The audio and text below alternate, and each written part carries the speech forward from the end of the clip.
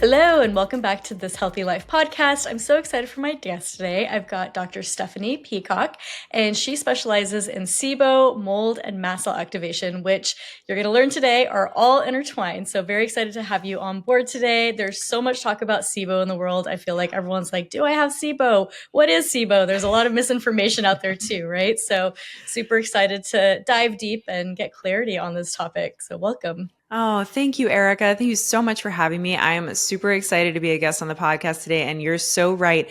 SIBO is one of those topics out there today where it's just so confusing. It's so similar to so many other gut conditions and can just be really confusing to the patient as to, is this really an issue that's going on for me? So I'm excited to address it with you today. Absolutely.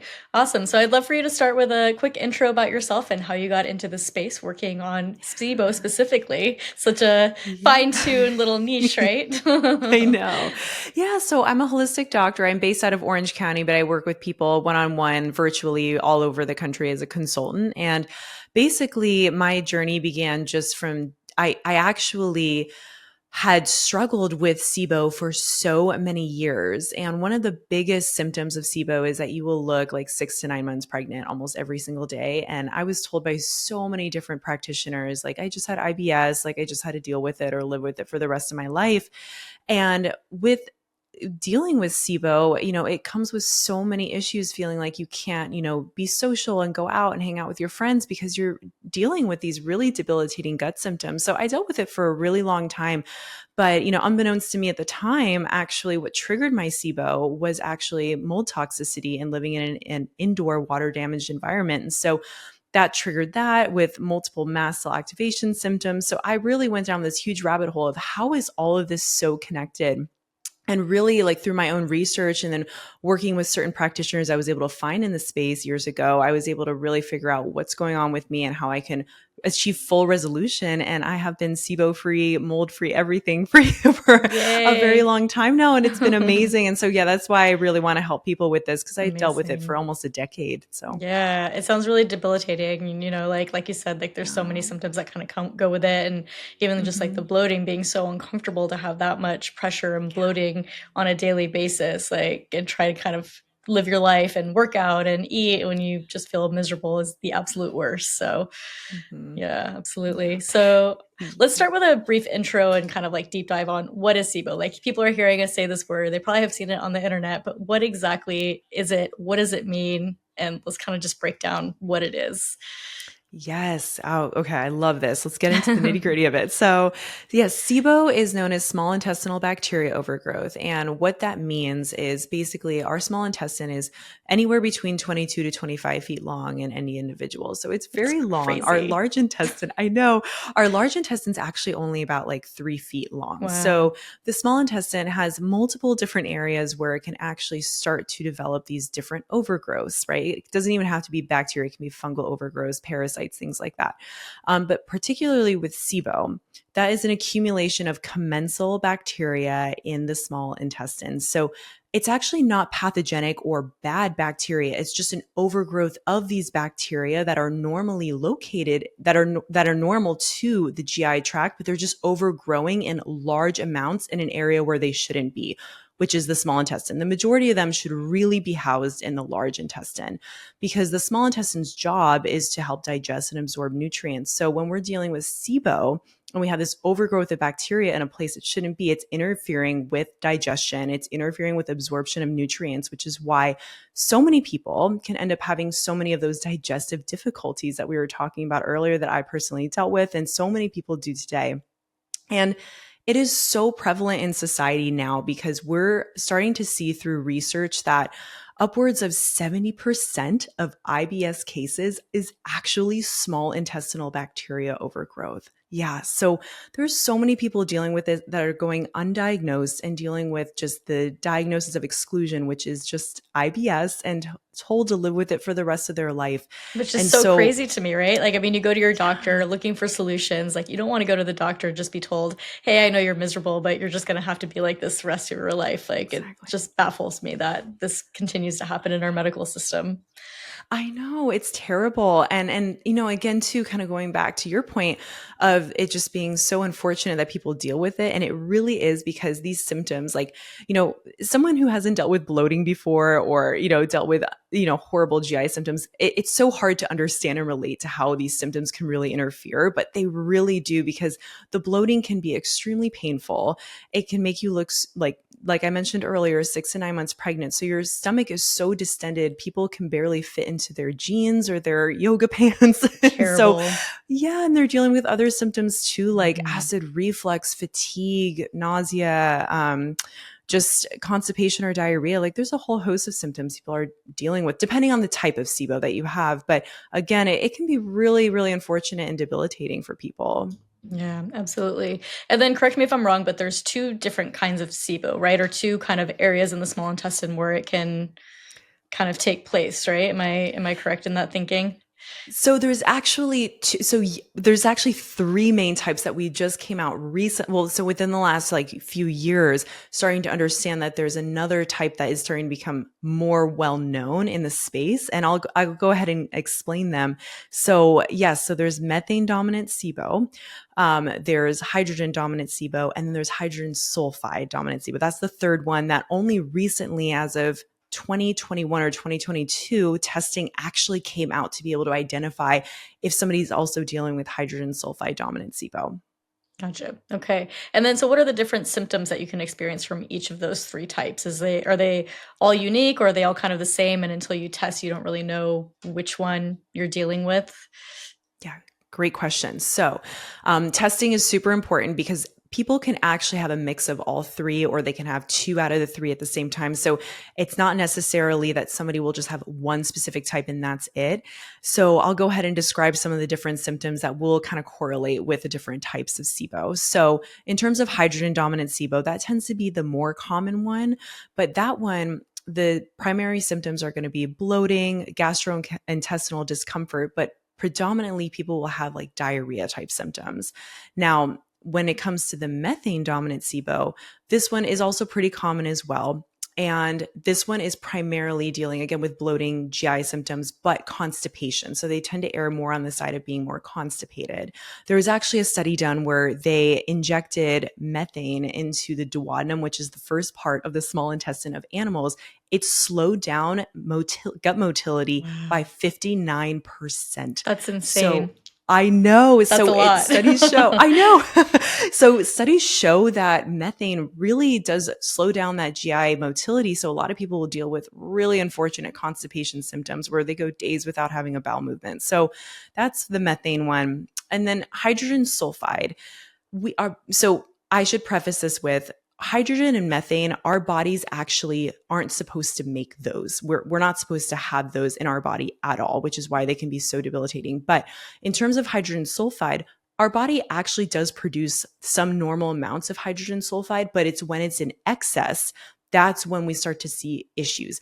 And that's why the issues can rise and be super in they can be super intense for people because a lot of people will experience like they feel like their body is under an extreme toxic burden. They'll have bladder irritation, they'll have body pain, they'll have extremity numbness and tingling, they'll have an intolerance to sulfur foods. So they tend to have a lot of sulfur intolerance symptoms as well. A lot of those foods can look like anything in the brassica family. So like broccoli, cauliflower, kale, radishes, Brussels sprouts, things like that. So those symptoms tend to make people feel like they're under like a really big toxic load and they just feel toxic in general with that Mhm. particular one. Mhm. Gotcha.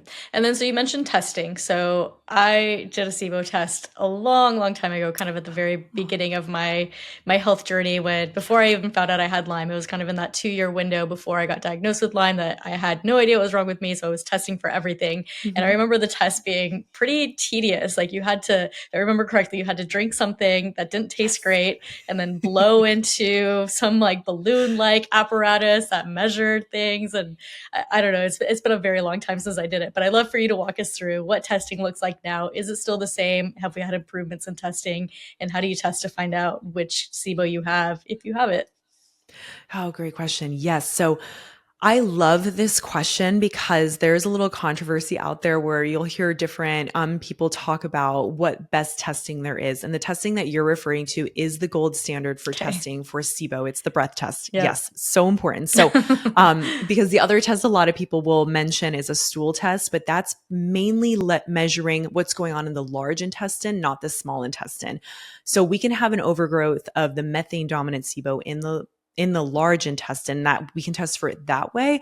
But if we're trying to figure out and rule out, okay, what type of SIBO are people experiencing in their small intestine, the breath test is so important. So yeah, it's a 2 to 3 hour breath test. Basically what it looks like is it's measuring by drinking that sugary substrate drink that you talked about that does not taste good at all. You can either drink glucose or lactulose. Those are the two ones that either get prescribed by the practitioner that you're working with. And so you drink that. And then when you ingest that, it actually is feeding those bacteria to then produce either the hydrogen, the methane, or the hydrogen sulfide. And that's how we can measure it through the breath. And so the breath test looks like in 15 to 20 minute increments, you're breathing for about 2 seconds into these little tube balloon things that you'll then screw up. And you do about like 10 to 12 of them Yeah, over the it's a course of lot. that, over the course of like 2 to 3 hours. So I tell people just like have a good like show or something that you're watching because it takes forever. So that's the test. And then it goes to the lab, and the lab can measure exactly where in the intestinal tract the bacteria are overgrowing the most, because we can see like throughout the intestinal tract, right, around 90 to 120 minutes, that's where we're seeing more like small intestine action. And then after that, we're starting to see, okay, maybe in around that 180-minute mark, that could be indicating maybe it's more in the large intestine. So anything below that like 180, we're typically seeing it mostly in the small intestine, but it tells us, is it more proximal, middle, distal of the small intestine? It shows us how much of those different bacteria, how much in parts per million of the hydrogen or methane or hydrogen sulfide is getting produced. And when you take the test the day before, you also do need to be eating a very low carbohydrate diet so that you're not stimulating the bacteria to be eating as well. So it's kind of a 2-day thing where you're prepping for a day beforehand with the diet, and then you actually take the test the next day. Yeah.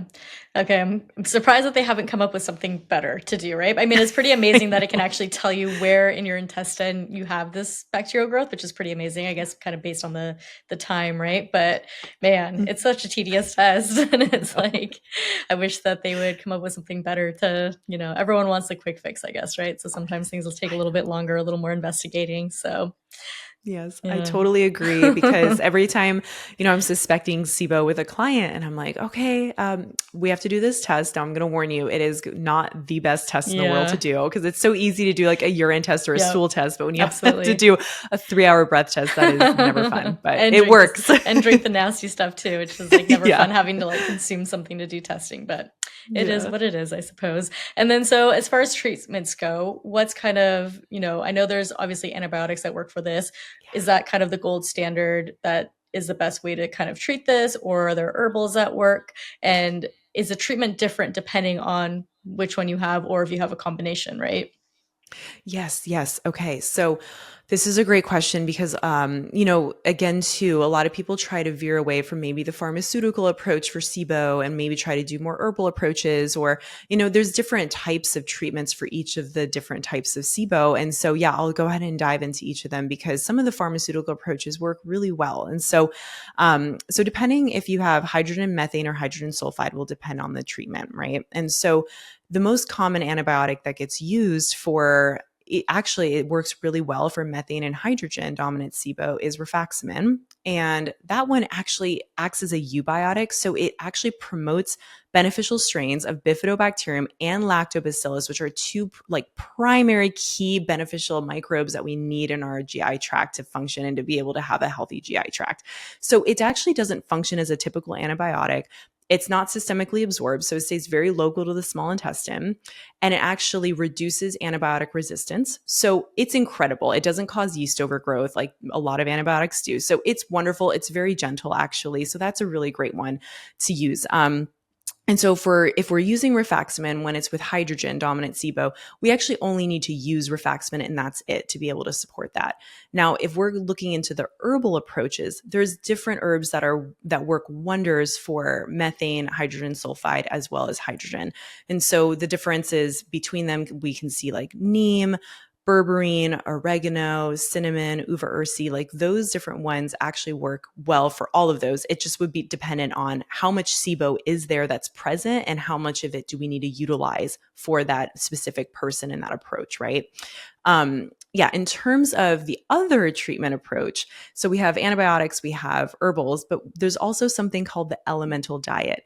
This has been shown in research to be the most beneficial when it comes to hydrogen dominant SIBO. And it has been shown in studies to actually reduce hydrogen dominant SIBO. The efficacy of it is like 80 to 85% success rate. It's unbelievable.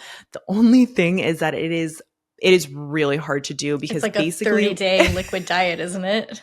yes, it's like Yeah. it's a really long, yeah, so you can go anywhere between 14 to 21 days of doing this liquid diet. And it's yes, and so we see the best results. Usually the die off starts to happen around 10 days, but we usually want to do 14 days to really like cement it in.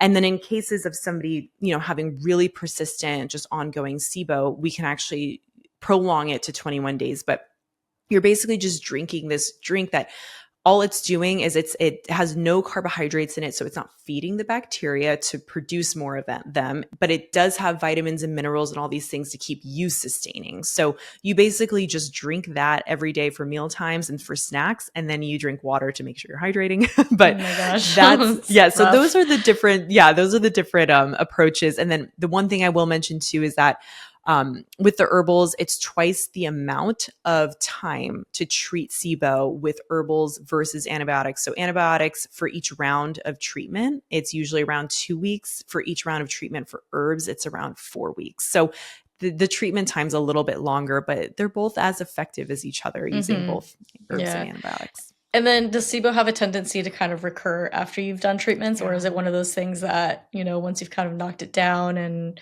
hopefully are kind of supporting your gut with some other good bacteria and things like that, can you keep it kind of sustained, or is it something that you're always just going to have to be managing and maybe doing a round of antibiotics here and there for?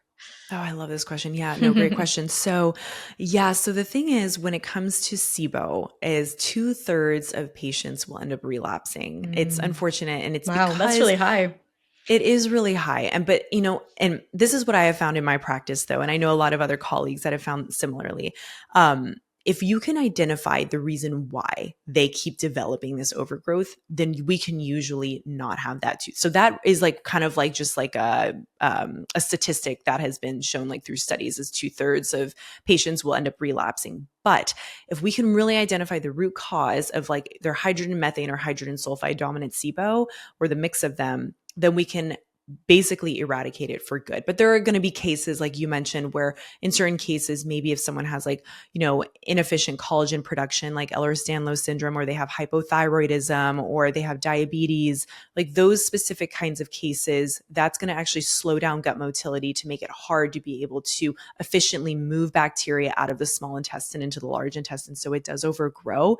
But if we can identify the root of it, which I'm happy to dive into some of the root causes Yeah, of that's actually my SIBO. next question. Oh, So that I great. was like, Okay, let's perfect. dive into why this even happens, right? Like, what are some root causes Yes. that are really kind of setting it off and allowing this bacteria to overgrow in the small intestine? Yeah. So when it comes to hydrogen dominant SIBO, particularly with that one, we see food poisoning being like a really big culprit in that. So I if mean, everyone's had a bout of food poisoning at some point in their life, right? Are we all at risk? exactly. And it's the crazy, it depends on what happened in the person's body after they developed that food poisoning. So what can happen is there can be like this autoimmune like response that can occur after somebody developed food poisoning, and that can actually cause something called our migrating motor complex to not run efficiently. So the migrating motor complex is the primary key prevention from SIBO. So what it is there is this area in our small intestine that gets turned on during periods of fasting. And so during around like 3 hours of fasting, it's really turned on to the point where what it's doing is it acts as like the street sweeper of the gut. So it actually is sweeping bacteria out of the small intestine into the large intestine.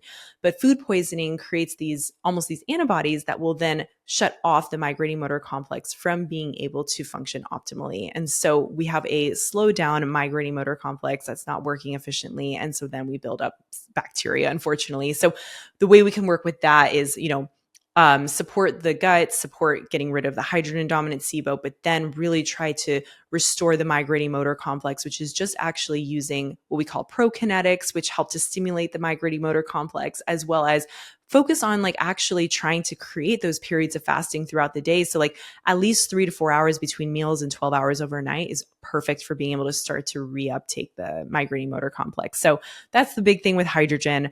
When it comes to methane dominant SIBO, that particular one actually, what I have found clinically, I know a lot of other people have as well, is mycotoxin illness. So mold illness can be, and that was the big one for me actually when I mentioned earlier I had SIBO. So that one, big one with that one, parasites can cause that, immune dysregulation, Lyme disease, high glyphosate exposure. Those are some key ones that have been really linked to methane issues. And then in terms of just in general with hydrogen, methane, and hydrogen sulfide, there's a bunch that can be linked to all of them. So traumatic brain injury. So having like whiplash or being in, having a concussion, that can actually be a really big triggering one. I How mentioned is that how is that hypothyroidism and tied? diabetes. I want to deep dive into that. Yes. How is that connected? Because that's Yeah. really interesting. Oh, I know. And I have to tell you, more often than not, I have found that a lot of people that have SIBO have had concussions or whiplash in their lifespan at some point. The reason why is because it impacts the vagus nerve. So we have something called our vagus nerve that runs from it's one of our cranial nerves. So it starts in the skull and then it works its way down through the side of the neck, and then it innervates. It basically supports the organs of digestion in other areas as well. But when that nerve becomes impacted, which happens with whiplash, because your neck's going back and forth, and then it can cause a little scar tissue and basically just impacting the nerve there, it will shut off how it helps to support the different organs of digestion. So it can actually slow down gut motility. It stops the gallbladder from being able to release enough bile, which is a key piece also in preventing SIBO. Crazy. It actually can slow down stomach acid production. It can cause the migrating motor complex to not be working efficiently. So we see that concussion causing vagus nerve dysregulation, creating a lot of downstream symptoms leading to SIBO. And I actually had this really great conversation once with Ashok Gupta, who developed a limbic system retraining program called the Gupta program. And he told me that through his program and through many of the clients they've had in their program, that they've seen nervous system dysregulation being a key part in SIBO. And so I never have forgotten that piece. I mean, yeah, that. There's so much science nowadays that just shows how connected our gut is to our nervous system and, the brain even. And just, it's so interesting that something like that you don't even think is going to be affecting your gut all of a sudden is causing a lot of those gut issues, or at least that connection between your nervous system and the gut. So that's just amazing. Absolutely. I agree with you 100%. And I'm seeing so much nervous system dysregulation symptoms, like whether it was a downstream effect of some environmental chemical exposure, trauma, or whatever it is. But again, just creating a lot of issues with the gut, creating a lot of issues with just the organs of digestion in general. But the TBI is a huge issue when it comes to that. And so Another big root cause I did want to mention as well was medications. So being on like persistent antibiotic use or like opiates, even like those different things can actually start to really slow down gut motility and then it can actually really start to cause dysregulated bacteria in the small intestine. So overgrowth of potentially bad ones and then, suppressing some of the good ones. But in essence, go ahead. No, I was just going to mention, you mentioned like the motility being slowed down. I wonder if like now that a lot of people are using GLP-1s too, right? Like slowing down that gut motility, if we're going to start to see an increase in SIBO in some of those people as well. So definitely. I have seen quite a few of my own clients that have developed SIBO as a result of that because of it slowing down gut motility. So absolutely, you're completely correct there.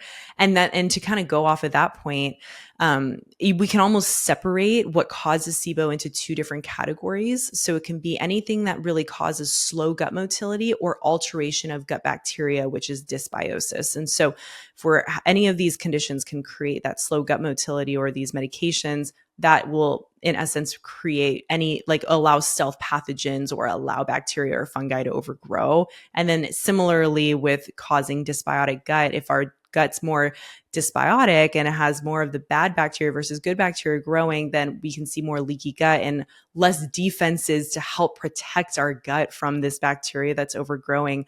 And so that's kind of where I see a lot of the, it's just, it all kind of boils down to those two. And the last one I'll mention is anything that altered the small intestine structurally. So when we see scar tissue from surgeries, from gut surgeries or gut impacts, maybe from being in a car accident, any type of injury to the gut, that can be actually creating SIBO as well. So people that have had like appendicitis or their gallbladder removed or things like that can actually create SIBO as well. So that's always something to look into. Man, there's no escaping it. I know. It's like all these things. I feel like everyone in the world has one of those things checked, right? Like if not multiple, like I know for myself at least, there's like multiple that you listed off that I'm like, check. I'm like, man, maybe I need to do the test again. Thankfully, I'm not having any symptoms. So is that something that you have SIBO, or are you always going to be experiencing symptoms, or can it go kind of undetected for a while that it's just kind of brewing in there, right? Yes, it can go undetected for a little while, for years actually. And so, because I'll see, test results sometimes where, like let's say for example, like we've treated and they're like feeling 100% better, and we retest to make sure that we did get rid of everything, and their symptoms are 100% gone.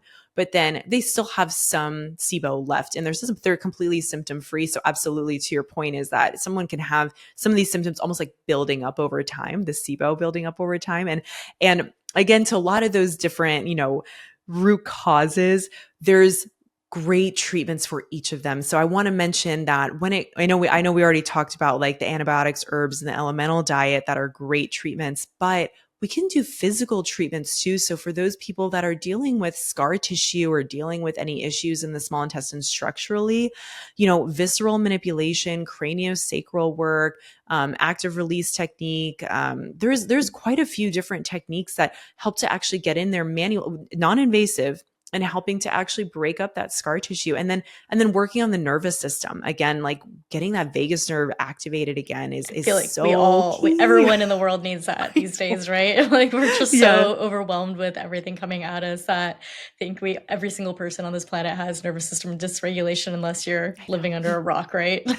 Yeah, and even then, I agree. I know, that's why I'm like every single person I work with, I'm like nervous system work every day, at least 20 minutes, just something, just fit it in, because it's impossible to avoid stress now. Absolutely. And so I want to go back to mold a little bit. So, I've had my podcast for over a year now. I've interviewed, I think, over 80 people, at least 80 experts. And I swear, like, for like most of the conditions we've talked about, which have been a wide variety of different things, like 90% of them are like mold is the root cause, and mold is like one of the biggest drivers in this, from things from like Alzheimer's to, mast cell activation to endometriosis, like all sorts of things that we've talked about. So it's so interesting to hear you like bring that in on SIBO as well, which is something that, you wouldn't really correlate with mold or mold exposure. So I want to do a little bit of a deep dive there. And so how is it that the mycotoxins are kind of just really setting off the SIBO, and what's going on there that mold is such a trigger for this?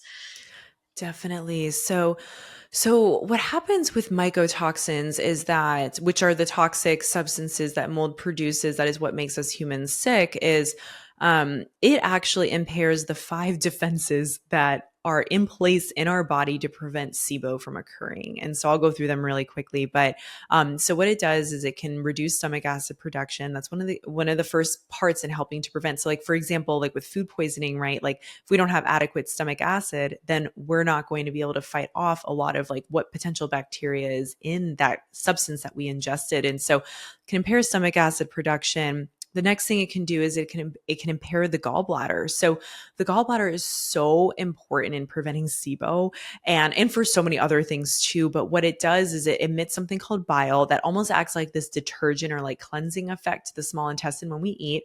And so it can actually cause a sluggish gallbladder. And so those mycotoxins will then trigger the gallbladder not be emitting enough bile. And then there you have it. There's one of the defenses gone, another defense gone as well.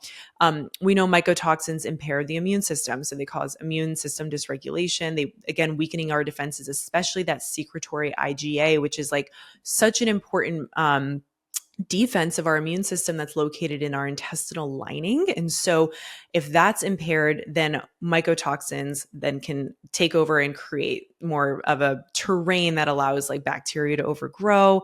It can actually inhibit, so mycotoxins can impair digestive enzyme secretion. So if we don't have enough digestive enzymes, that is actually also something that helps to cleanse the small intestine when digestive enzymes are getting released. And so that's another defense. And then finally, the number one preventer of SIBO, migrating motor complex, we talked about earlier, it can actually inhibit that from working properly. So then there you have it. There's 5 defenses that are in place in our body for SIBO to be prevented, and mycotoxins can actually create an issue with each of them. And oftentimes I see accumulation of all of them, or some of them at least, together with people dealing with SIBO and mold illness. Yeah, absolutely. I don't think people realize how prevalent and how big of an issue it is. Like, I think today there's a infographic I shared on my Instagram that said over 50% of buildings in the US have some form of water damage and mold, and it's not even visible, right? Like, so much of this is happening behind the walls, or you don't notice it because maybe you go to work and you're getting exposed to it there, even if your home is clean. So, Yeah. that's a high number, and it's probably even higher than that, really, if you really started kind of diving deep, especially depending on what region you're in, right? So I think it's just Right. something that's so overlooked that people just really, really need to be mindful of, and making sure that that's not setting off a cascade of all sorts of symptoms and conditions and issues that might be happening, because it's so easy to just kind of treat the symptoms or band-aid something or think you have this, when deep down there's a bigger issue going on and it's something in your environment.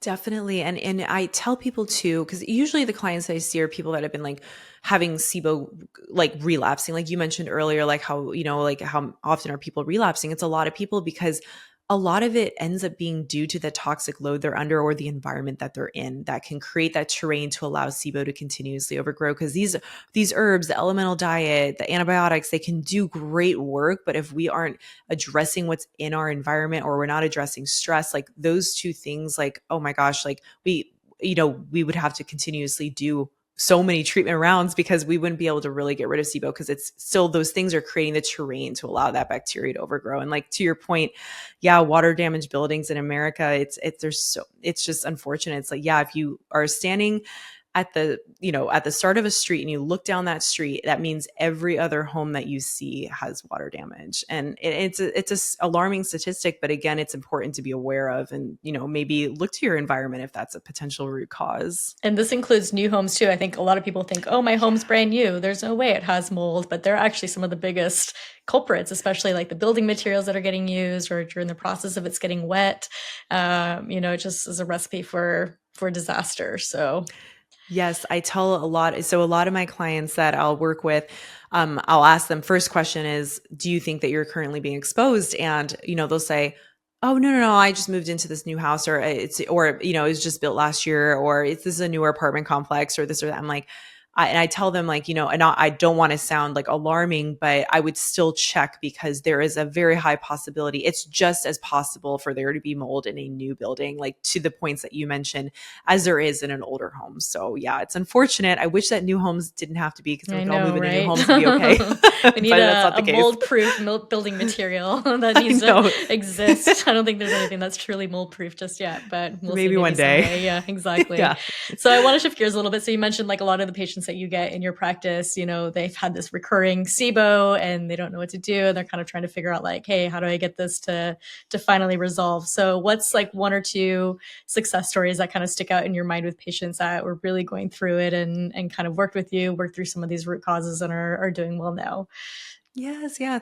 So I will say, so a couple that kind of come to mind are, I'm going to group a couple of them together, but I've had quite a few clients where they came to me with just recurring SIBO, constant recurring SIBO. Like they probably had been doing treatment rounds. They've probably been 10 to 12 different treatment rounds over the course of years. And I was the first person to address their environment. And sure enough, found that they were currently that all their SIBO symptoms started when they moved into their current living environment. And so just moving out of that environment caused about 80% relief in their SIBO symptoms. Because here's the thing, right? It's, yes, at that point, we do need to do a little bit of detoxing, get the mycotoxins out of the system, but if you're at least removing the source of your exposure, there we can create those defenses in the body start to kind of turn on again because they're not being batted down every single day. And so I've seen 80 to 90% of relief of symptoms of SIBO symptoms. Now, maybe not other symptoms related to mold illness, but SIBO symptoms just from removing themselves from the environment. And that was absolutely huge. And so that's one of my favorite success stories I love to share about, like, just quite a few people that I've worked with in that terrain. And then another success story that I'd love to share was, so there was this woman who that wasn't related to the environment. It wasn't related to like wrong protocols or anything like that she was on. She was actually doing a lot of the right stuff. But what I found to be the biggest support for her in getting her better was actually addressing the physical piece, which was she actually had a emergency appendectomy from appendicitis years ago, that about a year after her surgery, she started to develop SIBO symptoms. And so actually sending her to get visceral manipulation work, and she had experienced some childhood trauma. So we worked through nervous system support, limbic system support. Like, we did a lot of work in that realm. And I also referred her to some specialists for that as well, to support in that area. And just those two things allowed her SIBO to fully resolve. She didn't need to be on like the next protocol. She didn't need to be on the next antibiotic. We just needed to address the physical and then the emotional piece. That was so key for her. And it turned her vagus nerve back on, right? It allowed her organs of digestion to work. We got rid of the scar tissue that was binding down. What the scar tissue does, it binds down on basically the outside of the organ walls, the intestinal walls. And so it creates like this small little hole to where then bacteria can't move out from that part of the small intestine back into the large intestine. So Wow. we can open things up again, and then allows that bacteria to flow and, like, leave basically. So that way we're not creating that overgrowth. But those are my favorite stories because it just shows like we don't need to always be doing these killing protocols, or we don't need to be doing the latest and greatest supplements. It can be just as simple as maybe doing some physical work, getting out of your current environment, or some emotional, healing work. So yeah. Awesome. So we have time for one more question. And so, there's a lot of misinformation, I feel like, out there about SIBO, right? So what is one big myth that you keep hearing on like the internet or Instagram that you want to bust about SIBO and share with the audience that they need to kind of be aware that this may not be the right path to go down? Oh, that's a great question. So a big myth, or something Or kind I of see with SIBO. misinformation. Yeah. Yeah. So I think okay, I have a good one. So I think the biggest misinformation I want that I want to address is that I see a lot of people that will come to me that were placed on a low FODMAP diet, and they were told that that was basically all they needed to do to help to get rid of it. Because basically, in essence, you're thinking, well, I am eating less of those digestible carbohydrates that these bacteria like to feed on that produce the symptoms. So maybe their symptoms get better, but they're told that just being on that diet at least a year or a little bit longer will help to support in getting rid of SIBO. And that couldn't be farther from the truth. The diet can help in alleviating symptoms, but it is not going to actually get rid of the SIBO. We need to address the underlying root causes, and then we need to utilize a protocol specific for what's showing up on a breath test to be able to get rid of the SIBO, and then put the primary supports later on to help support the migrating motor complex, maybe give some gallbladder support, digestive enzymes, these things that the body needed, to prevent SIBO. But I'd say the diet piece, a low FODMAP diet, it's one small part in so much more of what we need to do for SIBO treatment. Yeah, absolutely. Awesome. Yeah. Well, Stephanie, thank you so much. This is such a wealth of information that I know there's a lot of people out there struggling with SIBO. So hopefully this gives them a little bit more insight to dig a little deeper on what's going on. And if people want to find you and work with you or learn more about you, what's the best place to do that? Awesome. Well, thank you so much for having me. This was so much fun. I love being able to talk about SIBO because it's so important and so many people are dealing with it. So, so they can follow me on my social media accounts. I'm active on TikTok and Instagram at Dr. Steph Peacock. That's Dr. Steph Peacock. And then they can also go to my website at www.stephaniepeacock.com if they want to sign up for a discovery call there to chat with me, a 15-minute call just to chat more about my services and how I can help. And then I also have a podcast as as well called the Holistic Hub Podcast. I love being able to interview people there as well, and my newsletter on my website too. So that's where people can find me. Amazing. And we'll link to everything in the show notes as well. So thank you so much. Thank you. Thank you so much for having me. Thanks.